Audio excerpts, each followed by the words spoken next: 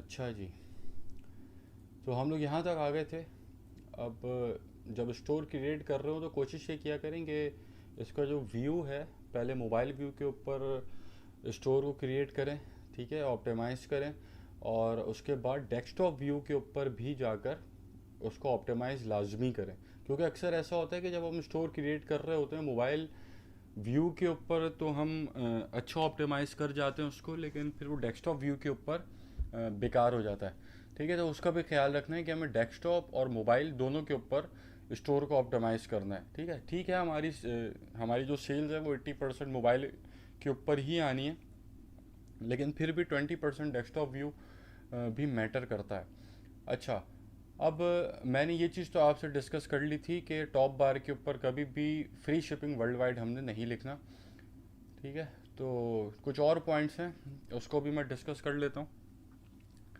अब सबसे पहली चीज़ आपके स्टोर की अपीयरेंस होती है। ठीक है, जब एक बायर आपके स्टोर के ऊपर लैंड करता है, उसके बाद जो पहला आपका इम्प्रेशन उसके ऊपर पड़ता है वो आपके स्टोर की अपीयरेंस होती है। अब जैसे आप किसी मॉल के अंदर जाते हैं और मॉल के अंदर जाकर एक दुकान कपड़े बेच रही है, एक दुकान जूते बेच रहा है, एक दुकान घड़ियाँ बेच रही है, तो वहाँ पर क्या होता है कि प्रोडक्ट के हिसाब से उस दुकान का आउटलेट बना हुआ होता है।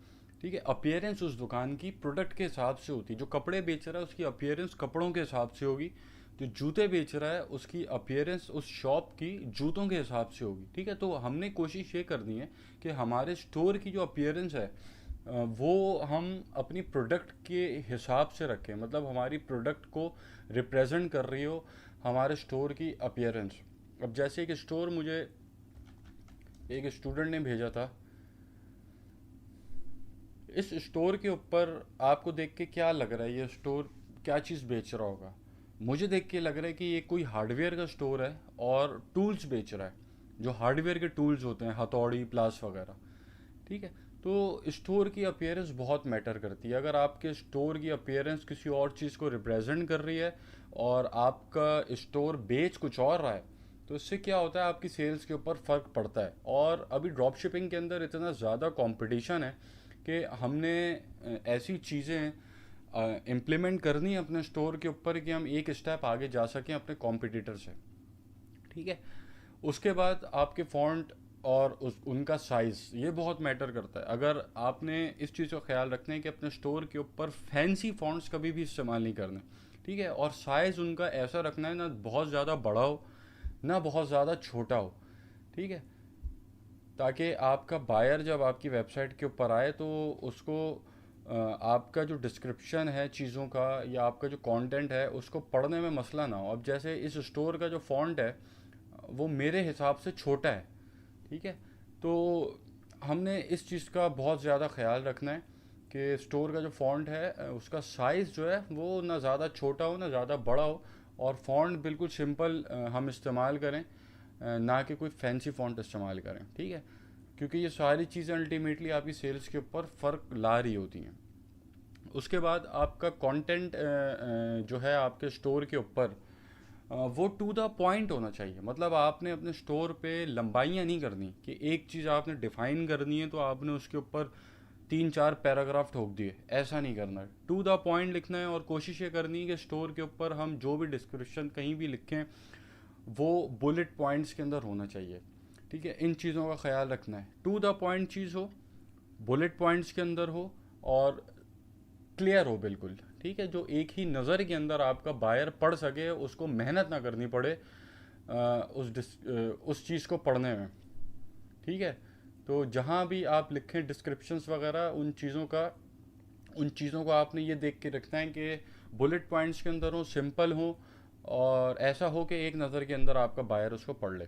दूसरा जो आपका फुटर है वो कंटेंट रिच, मतलब कि आपके फुटर के अंदर मैक्सिमम नॉलेज मौजूद होनी चाहिए। जैसे हमारा फुटर है, ठीक है, इसके अंदर track your order, contact us और जितने भी हमारे इंपॉर्टेंट लिंक्स हैं वो मौजूद होने चाहिए हमारे फुटर के अंदर। ठीक है, हमारा फुटर खाली नहीं होना चाहिए, क्योंकि जब एक बायर आपका आपकी वेबसाइट के ऊपर आता है तो सबसे मेन चीज़ जो उसके सामने होती है वो होती है आपकी वेबसाइट का फुटर। और हर बायर आपके फुटर के ऊपर लाजमी आता है, और आपके फुटर जो है उसके सामने ज़रूर आता है, वो आपके फुटर को लाजमी देखता है। अब जैसे इस वेबसाइट का, इस स्टोर का फुटर जो है वो बिल्कुल भी ऑप्टिमाइज्ड नहीं है, ठीक है। तो ये भी सेल्स के ऊपर अफेक्ट पड़ता है, इन चीज़ों से बहुत ज़्यादा अफेक्ट पड़ता है।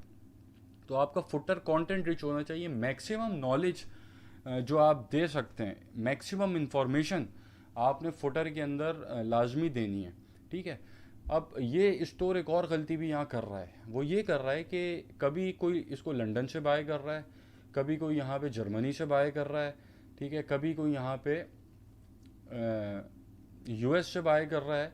तो इस पॉइंट, ये सबसे आखिरी पॉइंट था मेरा, इसको मैं अभी क्लियर कर दूं कि आपके स्टोर देखें, आपका स्टोर लोकल स्टोर लगना चाहिए। मतलब जैसे अभी मैं हूँ, मैं कराची से मेरा ताल्लुक़ है, तो मैं ज़्यादा कंफर्टेबल फील करूँगा किसी ऐसे स्टोर से बाय करना कि जो कराची का हो।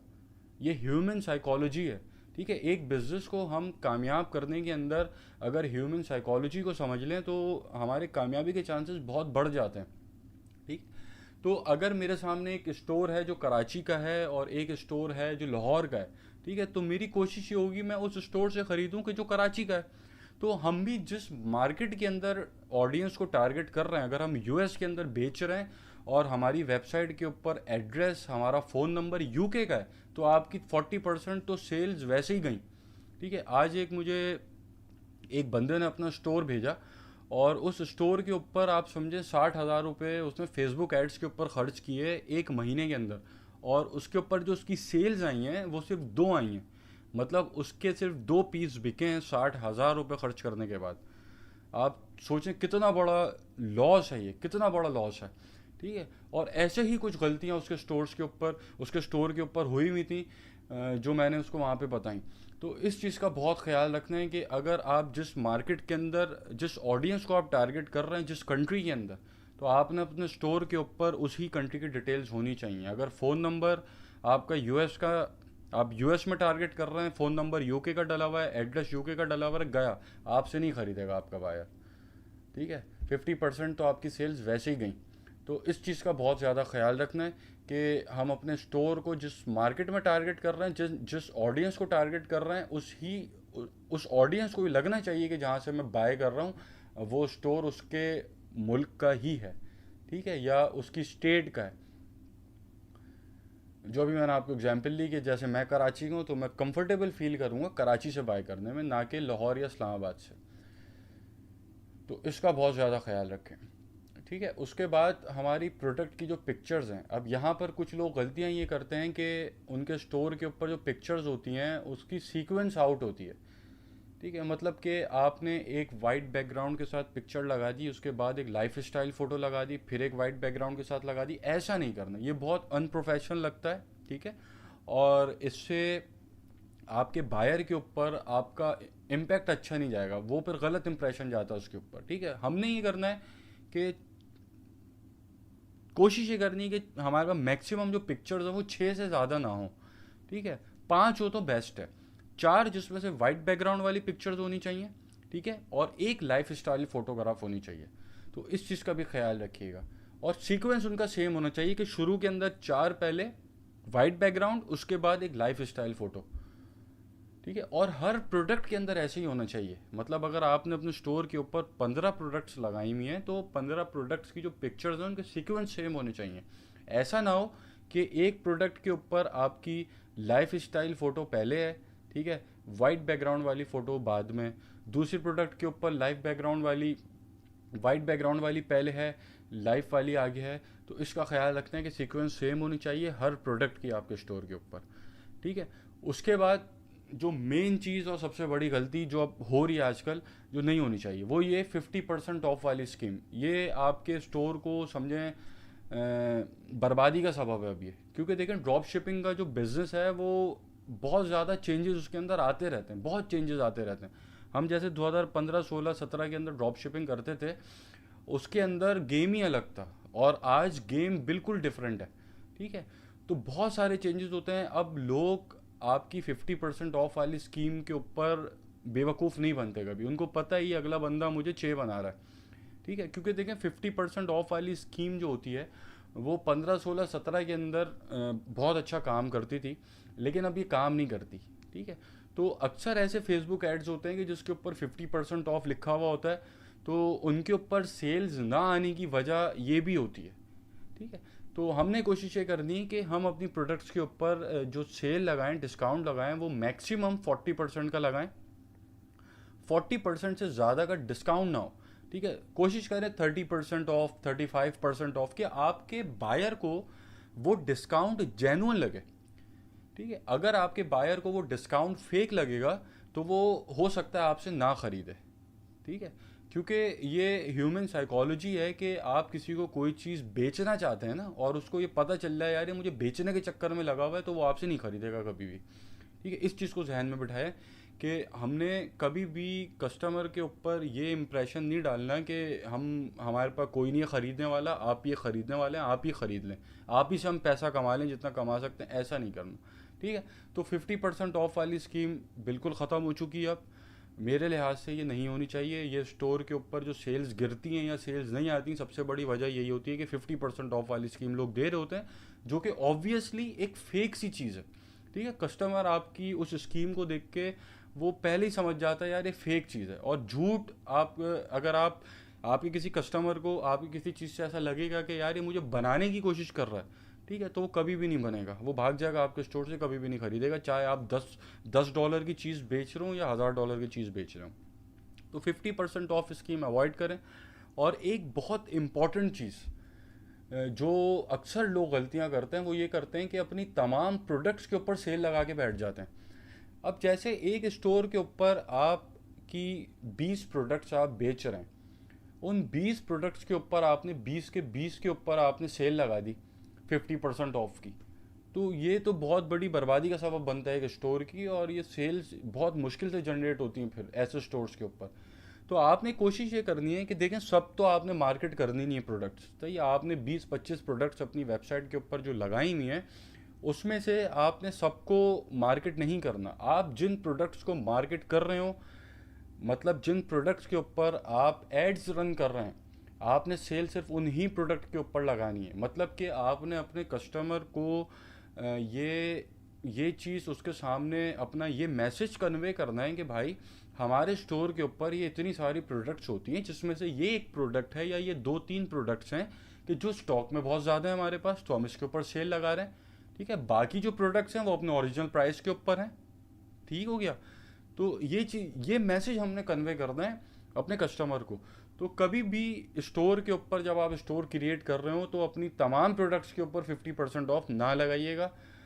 30% ऑफ, 35% ऑफ आपने लगाना है, और सिर्फ उन प्रोडक्ट्स के ऊपर लगाना है कि जिसके ऊपर फेसबुक एड्स आप रन कर रहे हैं। ठीक है, आपने देखा यार एक प्रोडक्ट मैंने चेक की वो नहीं चली, ठीक है, तो आप उसके ऊपर से सेल हटा के दूसरी प्रोडक्ट के ऊपर सेल लगा के उसके ऊपर एड्स रन करना शुरू कर दें। ठीक है, तो आपका जब बायर आपकी वेबसाइट के ऊपर आए, विजिटर कोई, तो उसको आके पूरे स्टॉक के ऊपर कभी भी डिस्काउंट ऑफर ना मिले। ये होता है ब्रांडिंग के अंदर, जब कोई ब्रांड होता है, बड़ा ब्रांड होता है, नामी ग्रामी ब्रांड होता है जिसको दुनिया जानती है, ठीक है, वो अपने इंटायर स्टॉक के ऊपर ऑफ लगाता है, डिस्काउंट लगाता है। ठीक है, तो ये हम जब ब्रांडिंग के सेशन के अंदर सीखेंगे ये सारी चीज़ें, और डिटेल में समझाऊंगा इन सब चीज़ों को मैं। लेकिन ड्रॉप शिपिंग के मॉडल के अंदर, और अगर आपका स्टोर एक जनरल स्टोर है, तो उसके ऊपर आप इस चीज़ को अवॉइड करें। आपने 50% ऑफ नहीं रखना एक तो, और अपने इंटायर स्टोर के ऊपर सेल नहीं लगानी। कुछ प्रोडक्ट्स के ऊपर सेल लगानी है जो आपको लगता है कि यार ये प्रोडक्ट जो है अच्छा काम कर सकती है या बिक सकती है। ठीक है, तो ये जो कुछ फैक्टर्स हैं, ये फैक्टर्स अगर हम अपने स्टोर के ऊपर इम्प्लीमेंट करेंगे, तो उससे क्या होगा कि अभी जो ड्रॉप शिपिंग के अंदर कंपटीशन है मार्केट के अंदर, ये फैक्टर्स हेल्प करेंगे हमारी उस कंपटीशन को बीट करने में। ठीक है, क्योंकि हर कोई पैसा लगा रहा है, हर कोई फेसबुक एड्स के ऊपर इन्वेस्ट कर रहा है, पैसा लगा रहा है अपनी अपनी प्रोडक्ट्स के ऊपर। तो हमारे पास, और अच्छा सबके पास सेम प्रोडक्ट्स भी हैं, वही चाइनीज सप्लायर की वही सेम प्रोडक्ट, वही मूल नेम सब बेच रहे हैं, सही है, सब उसके ऊपर एड्स रन कर रहे हैं। तो हमारे पास फिर कुछ ऐसा होना चाहिए कि हम एक कदम आगे जा सकें अपने कॉम्पिटिटर से। तो ये कुछ ऐसे फैक्टर्स हैं जो आपको अपने स्टोर के ऊपर इम्प्लीमेंट करने चाहिए। इससे मुझे लगता है कि आप एक कदम आगे जा सकेंगे अपने कॉम्पिटिटर से और उसको बीट कर सकेंगे। ठीक है, तो इन चीज़ों का आपने स्टोर बनाते हुए बहुत ज़्यादा ख्याल रखना है, इन चीज़ों को बहुत फॉलो करना है।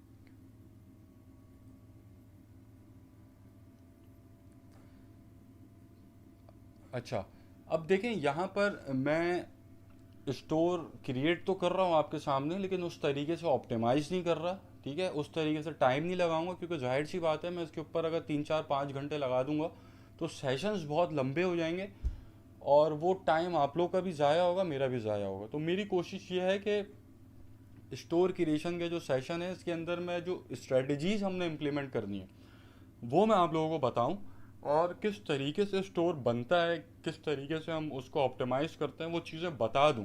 ठीक है, खुद करने बैठूंगा तो उसमें बहुत टाइम लग जाएगा, और अगर आप लोग ऐसा चाहते हैं कि ये ठीक फैसला है मेरा, तो मुझे अभी व्हाट्सएप के ऊपर बता दीजिएगा कि हमज़ा भाई बिल्कुल ठीक है, आप फेसबुक एड्स के सेशन के ऊपर जो है चले जाएं, मतलब स्टोर अभी मैं क्रिएट कर लूं और उसको फिर उसके बाद में फेसबुक एड्स के ऊपर आ जाऊं। अगर आप लोग ऐसा नहीं चाहते तो मुझे ये भी बता दिएगा कि हमज़ा भाई बिल्कुल स्क्रैच से एक एक चीज़ करें, बैठ के हमारे सामने स्टोर को ऑप्टिमाइज़ करें, दिखाएं चीज़ें करके, तो मैं वो भी कर सकता हूँ। लेकिन उसके अंदर 3 4 5 घंटे का वक्त लगेगा मुझे, और वो मेरे ख्याल से फजूल ही होगा, क्योंकि जो स्ट्रेटजीज़ आप लोगों के साथ मुझे बतानी थी वो मैं बता चुका हूँ, और जो स्टेप्स अभी यहाँ हम फॉलो करेंगे, ठीक है, वो आप लोगों के सामने होगा कि जैसे एक स्टोर के ऊपर हमने थीम कैसे लगानी है, स्टोर की सेटिंग्स कैसे करनी है, और फिर उसके बाद स्टोर का फुटर कैसे सेट करते हैं कि जैसे यहीं पर आप यहाँ सबसे आखिर में आ जाएंगे तो ये सारे आपके पास फुटर का आ, आ गई चीज़ें, यहाँ पर आप अबाउट अस से जो लिखना चाहें लिख दें। ठीक है, इस तरीके से आप चेंज करें, यहाँ पर अपना ईमेल एड्रेस डाल दें। तो मैं, अगर आप लोग चाहते हैं मैं ऐसे आगे बढ़ूँ तो मुझे बता दीजिएगा लाजमी। ठीक है, अगर आप चाहते हैं नहीं मैं बिल्कुल प्रॉपर में करूँ तो वो भी मुझे बता दीजिएगा व्हाट्सएप पे। ठीक है, यहाँ पर आप अपना ईमेल एड्रेस डाल देंगे, फिर यहाँ पर फ़ोन नंबर डाल देंगे, और यहाँ पर एक स्टोर का मैसेज है कोई ऐसा आपका, वो आप यहाँ लिख सकते हैं अबाउट अस के अंदर। ठीक है, इन सारी चीज़ों के ऊपर आपको टाइम लगाना पड़ेगा अपने हिसाब से, आपने इन चीज़ों को देखना होगा, और फिर आखिर में आप मुझसे जो वेरीफाई करवा सकते हैं मैं देख लूँगा एक नज़र स्टोर को। अगर मुझे कोई गलती लगेगी तो मैं आप लोगों को इन्फॉर्म कर दूंगा कि यार स्टोर के अंदर ये गलती है। ठीक है, बाकी लिंक्स हो गई ये, इसको आप जो है इंफॉर्मेशन लिख दें। ठीक है, तो इस तरीके से यहाँ पर फुटर के साथ हम खेलेंगे।